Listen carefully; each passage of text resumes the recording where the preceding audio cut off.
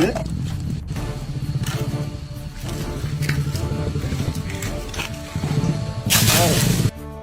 നമസ്കാരം. ഇപ്പോൾ ഞാൻ അയച്ചു കളഞ്ഞത് നമുക്ക് നിയമവിരുദ്ധമായ ഒരു കാര്യമാണ്. ബമ്പർ പിക്ക് ചെയ്യാൻ പാടില്ല. അത് കഴിഞ്ഞ സർക്കാരിൻ്റെ കാലത്തായാലും ഈ സർക്കാരിൻ്റെ കാലത്തായാലും നിയമം തന്നെ.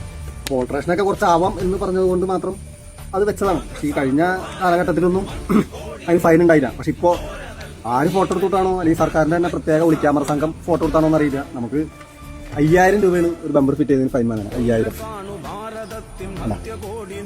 അപ്പോൾ ഈ ഫൈൻ അടക്കണതിന് ഒരു മര്യാദ ഇല്ല. ഈ ഫൈൻ അടിച്ചു കൊടുക്കണേ.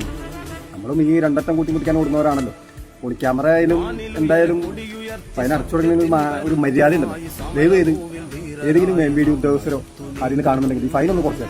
ഞാൻ അവിടെ പോയിരുന്നു, MVDയുടെ കാക്കനാട് എൻഫോഴ്സ്മെന്റ് ഓഫീസിൽ പോയിരുന്നു, സംസാരിച്ചു. അവർ പറഞ്ഞു ഇത് ഓൺലൈൻ വഴി വന്നുകൊണ്ട് ഇനി ഒന്നും ചെയ്യാൻ പറ്റില്ല എന്ന് പറഞ്ഞത്. എന്നാലും ഇത് ആരോ ഫോട്ടോ എടുത്ത് വിട്ടു, അല്ലെങ്കിൽ സർക്കാരിന്റെ ഒളിക്യാമറ സംഘം ഫോട്ടോ എടുത്തു. അപ്പോൾ അവിടെ ചെന്നിട്ട് ഇത് കുറയ്ക്കാൻ പറ്റില്ല എന്ന് പറഞ്ഞു. ഈ സമയം നീട്ടിത്തരാന്ന് പറഞ്ഞു. അപ്പോൾ 5000 രൂപയാണ് ഒരു മര്യാദ ഇല്ലാത്ത ഫൈൻ നടത്തുന്നത്. പക്ഷെ ഞാൻ ഇത് ചോദിക്കുന്നത് ഈ ഫൈൻ ഒന്ന് കുറച്ച് തരിക. ഇവരൊന്നും ഫൈൻ ആർക്കും അടിച്ച് കൊടുക്കരുത്. ഇത്രയും മാത്രം ആവശ്യപ്പെടുന്നത്. സൗകര്യം കുറയ്ക്കുക. ഇല്ലെങ്കിൽ നമ്മൾ അടയ്ക്കാൻ നിവൃത്തിയില്ലല്ലോ. കാരണം നമുക്ക് ഓടാതെ ജീവിക്കാൻ പറ്റില്ല. അപ്പോൾ ഓടുക. അപ്പോൾ എന്തെങ്കിലും ഓൾട്രേഷൻ ചെയ്യാൻ ആരെങ്കിലും ഉദ്ദേശിച്ചിട്ടുണ്ടെങ്കിൽ ദയവ് ചെയ്ത് ആരുടെയും വാക്കായിട്ട് വണ്ടിയിൽ കൂടുതൽ പണികളൊന്നും ചെയ്യണ്ട.